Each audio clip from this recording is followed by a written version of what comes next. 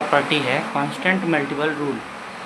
इसमें अगर k हमारा एक कांस्टेंट है तो अगर उसका मल्टीप्लाई fx के साथ हुआ है तब इसका डिफरेंशिएशन करने पर k हम बाहर लिखते हैं और सिर्फ fx का डिफरेंशिएशन करते हैं। ऐसा करने पे dfx/dx को f डैश x हम बोल सकते हैं।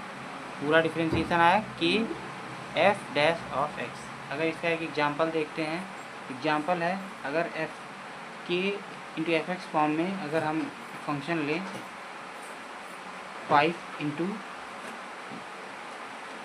एक्स क्यूब तो इसका जो डिफरेंशिएशन आएगा d of D x 5x cube. तो हमारा ये जो प्रॉपर्टी है इस हिसाब से 5 बाहर हो जाएगा और एक्स क्यूब का डिफरेंशिएशन आएगा x के रिस्पेक्ट में।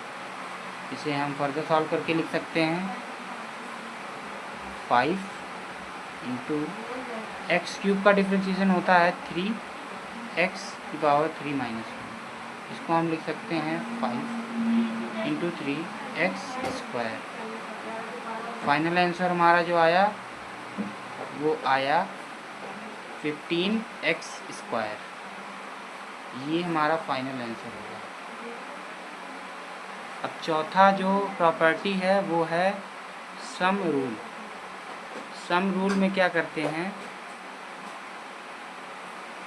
सम रूल में ये कहता है अगर दो फंक्शन हैं और वो ऐड हो रहे हैं और उनका अगर हमें डिफरेंशिएशन निकालना है, वो जो दो फंक्शन हैं अगर मान लीजिए वो fx है और gx है तो उनका जो डिफरेंशिएशन आएगा वो होता है differentiation of fx which is f dash x and differentiation of gx which is g dash x। अगर हम मान लेते हैं हमारे क्वेश्चन में एग्जाम्पल के रूप में देखते हैं, अगर एक ऐसा फंक्शन दिया है 5 sin x plus 4 cos x,